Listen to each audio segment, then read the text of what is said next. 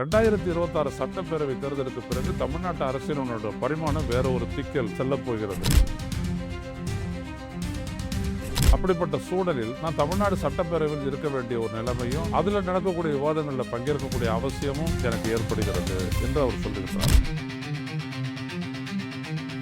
ஜனநாயகம் என்பது சமூக நீதி என்பது ரெப்ரசன்டேட்டிவ் டெமோக்ரஸி, நம்மளது பிரதிநிதித்துவ ஜனநாயகம். இதுல எங்க இருக்கிறாங்க விடுதலை சிறுத்தைகள் அப்படின்ற ஒரு கருத்து தான்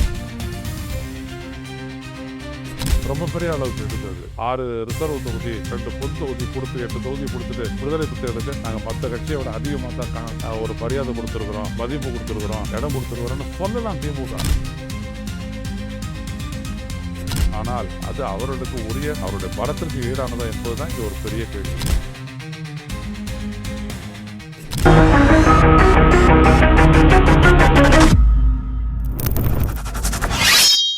வணக்கம் தொடர்களே. ரோசஸ் எதிரின் வாயிலாக இன்று மீண்டும் உங்களை சந்திப்பதில் பெரும் மகிழ்ச்சி அடைகின்றேன். விடுதலை சிறுத்தைகள் கட்சியின் தலைவர் தொல் திருமாவளவன் சிதம்பரம் நாடாளுமன்ற தொகுதி உறுப்பினராக இருக்கக்கூடிய அவர் நாடாளுமன்றத்தில் சிறப்பாக தமிழ்நாட்டினுடைய உரிமைகளுக்காக, தேவைகளுக்காக குரல் கொடுத்த திருமா அவர்கள் எதற்காக அதை துறக்கக்கூடிய ஒரு முடிவுக்கு வந்து வருகின்ற தேர்தலில் காட்டுமன்னார் கோயில் சட்டமன்ற தொகுதியில் போட்டியிட முடிவு செய்திருக்கிறார். தமிழ்நாட்டு அரசியலில் இது மிகப்பெரிய அதிர்வலைகளை ஏற்படுத்தி இருக்கக்கூடிய ஒரு முடிவாகும். ஏனென்றால் ஆரம்பத்திலிருந்து திராவிட முன்னேற்ற கழக கூட்டணியில் பங்கேற்று உள்ள அந்த கட்சி கொள்கை ரீதியாக பாஜகவை கடுமையாக எதிர்த்து வரக்கூடிய ஒரு கட்சி. அது மட்டுமல்லாமல் கார்ப்பரேட்டுகளினுடைய ஆதிக்கத்தை எதிர்க்கக்கூடிய ஒரே கட்சி கூட என்று சொல்லலாம் திருமாவளவன் விடுதலை சிறுத்தைகள். அப்படிப்பட்ட ஒரு கட்சி திராவிட முன்னேற்ற கழக கூட்டணியில் வெறும் 8 இடங்கள் மட்டுமே அளிக்கப்பட்டது ஒன்று. இரண்டாவது, அவர்களை விட அதிகமாக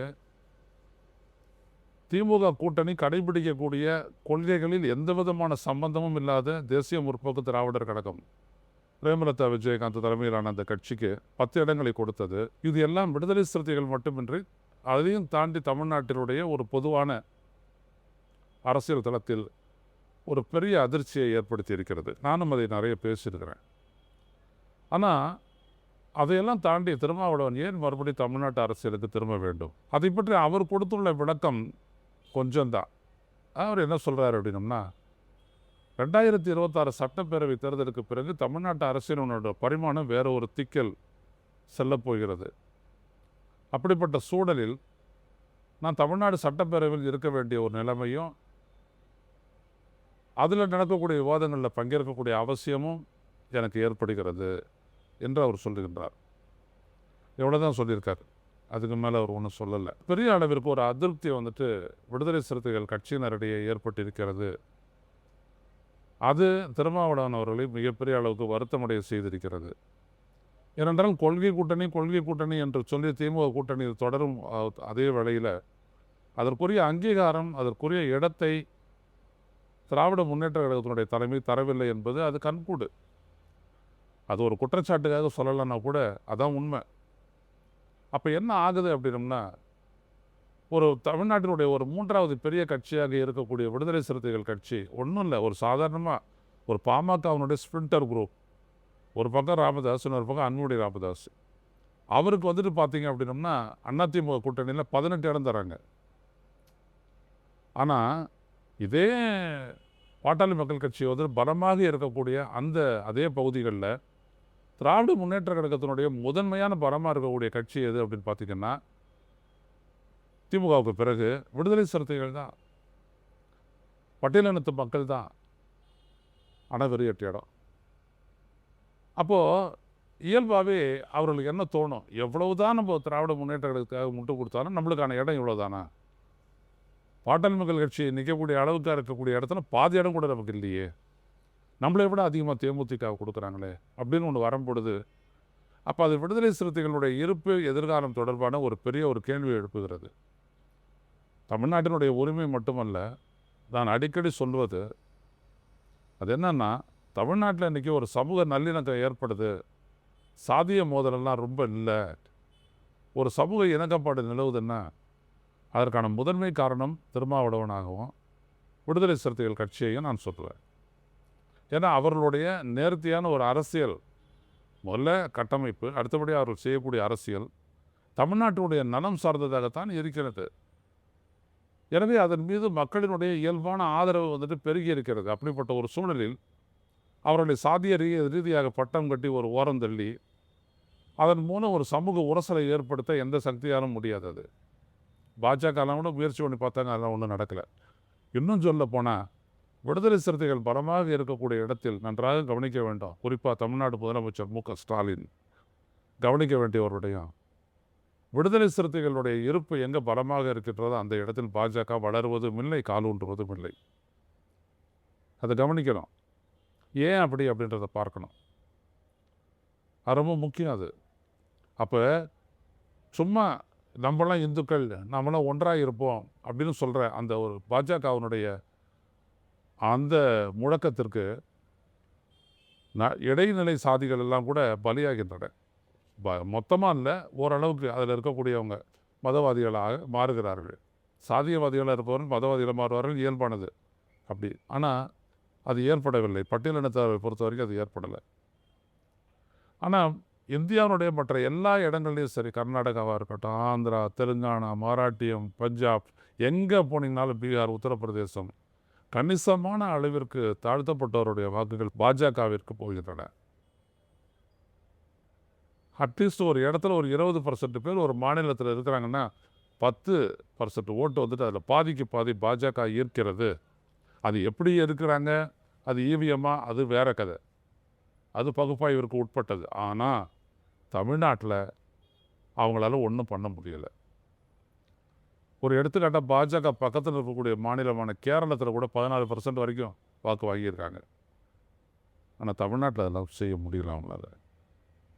அதுக்கு ஒரு பிரதான காரணம் என்ன அப்படின்னா, ஐயா தந்தை பெரியாருடைய கொள்கை, அம்பேத்கருடைய கொள்கைக்கு இருக்கக்கூடிய வரவேற்பு, வீச்சு, அதுக்கு முன்னாடி இருந்த அயோத்திதாச பண்டிதர் போன்ற பல தலைவர்களுடைய செயல்பாடு எல்லாமே இருக்குது. நான் மறுக்கலை. ஆனால் அதையும் விட நிகழ்காலத்தில் விடுதலை சிறுத்தைகள் என்ற ஒரு கட்சி இருப்பது, அது இந்த இடத்தில் மிகப்பெரிய அளவிற்கு அது எதிர்வினை ஆற்றுகிறது. அந்த மக்களை பிடித்து வைத்திருக்கிறது. அதற்குடைய பலனை வந்துட்டு தமிழக அரசுனுடைய நலத்திட்டங்கள் அதிலெல்லாம் வந்துட்டு கிடைக்கிது. நான் இல்லைன்னு மறுக்கலை. அது வீடு கட்டு திட்டமாக இருந்தாலும் சரி, சமூக நலத்திட்டங்களாக இருந்தாலும் சரி, மகளிர் உரிமை தொகையாக இருந்தாலும் சரி, எதுவாக இருந்தாலும் நம்மளுக்கு போகுது. அதை பற்றி ஒன்றும் இல்லை. ஆனால் ஜனநாயகம் என்பது, சமூக நீதி என்பது ரெப்ரசன்டேட்டிவ் டெமோக்ரஸி, நம்மளது பிரதிநிதித்துவ ஜனநாயகம். இதில் எங்கே இருக்கிறாங்க விடுதலை சிறுத்தைகள் அப்படின்ற ஒரு கருத்து தான் ரொம்ப பெரிய அளவுக்கு எடுத்தது. 6 ரிசர்வ் தொகுதி, 2 பொது தொகுதி கொடுத்து 8 தொகுதியை கொடுத்துட்டு விடுதலை சிறுத்தைகளுக்கு நாங்கள் மற்ற கட்சியை விட அதிகமாக தான் ஒரு மரியாதை கொடுத்துருக்குறோம், மதிப்பு கொடுத்துருக்குறோம், இடம் கொடுத்துருக்குறோன்னு சொல்லலாம் திமுக. ஆனால் அது அவர்களுக்கு உரிய, அவருடைய பலத்திற்கு ஈடானதா என்பது தான் இங்கே ஒரு பெரிய கேள்வி. அதனால தான் நான் பாட்டாளி மக்கள் கட்சியையும் தேமுதிகவையும் ஒப்பிட்டேன். தேமுதிக ஒன்றும் கொள்கை ரீதியான ஒரு கட்சி ஒன்றும் கிடையாது. திமுக கூட்டணிக்கு வர்றதுக்கு அவங்க மோடிஜி, அமித்ஷாஜி அப்படின்னு சொல்லிட்டு இருக்கிற ஒரு கட்சி தான் அது. நாளைக்கு கூட ஜெயிச்சிட்டோன்னா அவங்க அந்தாண்ட போகலாம், ஒன்றும் யாரும் தடுக்கலாம் முடியாது. ஏன்னா அந்த தலைமையை பற்றி தெரியும், நமக்கும் தெரியும், திமுக தலைமைக்கும் தெரியும். ஆனால் விடுதலை சிறுத்தைகள் அப்படி இல்லை. சுட்டு போட்டாலும் அந்த பக்கம் போக மாட்டாங்க அவங்க, அது உறுதியாக தெரியுது. ஆனால் அவங்களுக்கு இருக்கிற மரியாதை இல்லை. அப்போது எதிர்காலத்தில் எப்படி விடுதலை சிறுத்தைகள் கட்சி தொடரும்? அதுதான் சீமான் அவர் அதுதான் வந்துட்டு திரும்ப யோசிக்கிறாரு.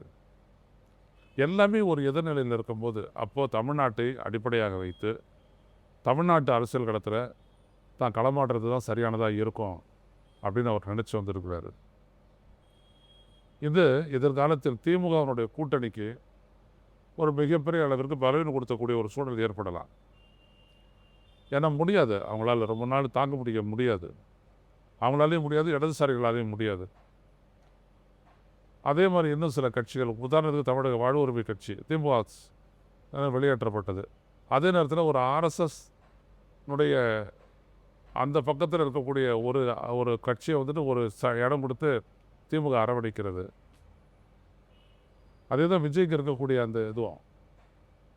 ஆர்எஸ்எஸ்னுடைய முகமூடிகள் பலவும் வந்துட்டு இந்தாண்ட வந்திருக்காங்க, தமிழக வெற்றி கழகத்துக்கு வந்திருக்காங்க. அப்போ இதெல்லாம் வந்துட்டு ஒரு கூடுதல் சுமையை வந்துட்டு கொள்கை ரீதியான ஒரு கூடுதல் சுவையை விடுதலை சிறுத்தைகளுக்கு ஏற்படுத்துது.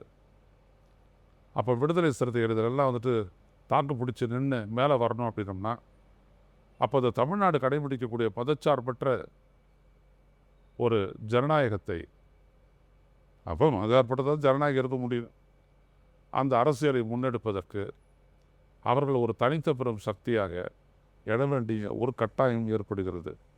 போஸ்ட் எலெக்ஷன் ஆட்சியில் பங்கு, அதிகாரத்தை பங்கு, அந்த கதையெல்லாம் அப்புறம் இருக்கட்டும். ஒரு பெரும் சக்தியாக உருவெடுக்க வேண்டிய ஒரு கட்டாயம் ஒன்று ஏற்படுது. அப்படி ஏற்படணும் அப்படின்னோம்னா திருமாவளவனை அவர்கள் எடுத்துக்கொள்ள இந்த முடிவு சரியான முடிவு. எனவே காட்டுமன்னார் கோயிலில் அவர் மட்டும் இல்லை, அங்கே நின்று ஜெயித்த சிந்தனை செல்வன் மற்றொரு அருமையான ஒரு சட்டமன்ற உறுப்பினராக செயலாற்றியவர். விசிகானுடைய அங்கே சட்டமன்ற குழுவினுடைய தலைவராக இருந்தவர். அவர் வந்துட்டு செய்யூர் தொகுதியில் போட்டியிடுறாரு. இன்னும் பலரும் நிற்கிறாங்க அந்த கட்சியினுடைய சார்பாக. ஸோ இவங்கெல்லாம் வெற்றி பெறணும். வெற்றி பெற்று வந்துட்டு உடனே இந்த விடுதலை சிறுத்தைகளுடைய நீச்சு தமிழ்நாட்டுடைய உரிமை போராட்டம். ஏன்னா இன்னொரு பக்கம் தமிழ்நாட்டுடைய உரிமைக்காக நிற்கிறேன்னு சொல்லக்கூடிய சீமான் அவர் வேற ஒரு வழியில் போகிறார். அவர் அது மிகவும் ஆபத்தானது. நடைமுறைக்கு ஒவ்வாத விடயங்களெல்லாம் பேசிக்கிட்டு மக்களை குழப்பிக்கிட்டு கண்டபடி பேசுகிறாரு. 8000 கொடுத்து டோக்கன் கொடுத்து எல்லாத்தையும் வாங்கலாம், மானத்தை வாங்க முடியுமா அப்படின்றாரு. எவ்வளோ முட்டாள்தனமான பேச்சு பாருங்கள். மானம் இங்கே யாருக்கு என்ன போச்சு? அப்படியே ஒரு லூசுத்தனமாகவே பேசுகிறாங்க. எத்தனை லூசுங்களை தான் சமாளிக்கிறதுனே புரியல. அமெரிக்காவிலேருந்து ஆரம்பிக்குது. எவ்வளோ லூசுங்க அப்பா, முடியலை. அவ்வளோ லூசுங்க இருக்கிறாங்க. அடுத்தபடியாக சொல்கிறாரு, விவசாயம்லாம் வந்துட்டு அரசு ஊழியர்கள், மாடு மேய்க்கிறவங்களாம் அரசு ஊழியர்கள், ஆடு மேய்க்கிறவங்களாம் அரசு ஊழியர்கள். அதனுடைய அர்த்தம் என்ன அப்படின்னு புரியல. எல்லாருக்கும் வேலை. எப்படி ஒரு சீட்டு இன்னும் ஜெயிக்கலை. இன்னமும் டெபாசிட்டை தாண்டாத ஒரு கட்சியாக தான் நாம் தமிழர் கட்சி இருக்குது. ஆனால் அது இளைஞர்களை மிகப்பெரிய அளவிற்கு தவறாக வழி நடத்துகிறது. ஒரு மாயத்தை தோற்றுவிக்கிறாங்க. இன்னொரு பக்கம் விஜய் எல்லாம் சரியாயிடும், எல்லாம் சரியாயிடும் அப்படின்ட்டு இவர். அப்போ இந்த சவால்களை எல்லாம் சமாளிக்கக்கூடியது இன்றைக்கி சொல்லலாம். திமுகன்றது ஒரு வலிமையான கட்சி, வலிமையான ஆட்சி இது பண்ணிட்டோம் அப்படின்ட்டு. ஆனால் அந்த கட்சியினுடைய போக்கு மற்றதெல்லாம் வந்துட்டு எதிர்கால தமிழ்நாட்டிற்கு வந்துட்டு பாதுகாப்பை கொடுக்கக்கூடிய வல்லமை பெற்றதாக அது மாறுறது ரொம்ப கஷ்டம். எனவே விடுதலை சிறுத்தைகள் கட்சி, இடதுசாரிகள், தமிழக வாழ்வுரிமை கட்சி, இன்னும் இங்கே இருக்கக்கூடிய மனிதநேய மக்கள் கட்சி, இவங்கெல்லாம் சேர்ந்து ஒரு பெரிய ஒரு ஃபார்மேஷனை உருவாக்க வேண்டிய ஒரு கட்டாயம் ஏற்படுகிறது.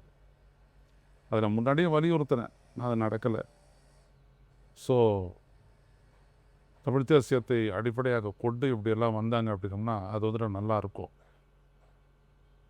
இல்லாட்டி தமிழ்நாடுடைய அரசியல் வந்துட்டு பாதுகாப்பானதாக இருக்காது.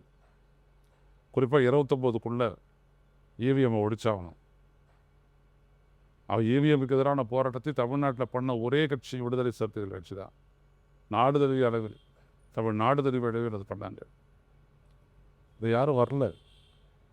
அப்போ ஜனநாயகத்தை காப்ப வேண்டும் அப்படிப்பட்ட உன்னத முயற்சியிலும் ஈடுபட்ட கட்சி அந்த கட்சி தான்.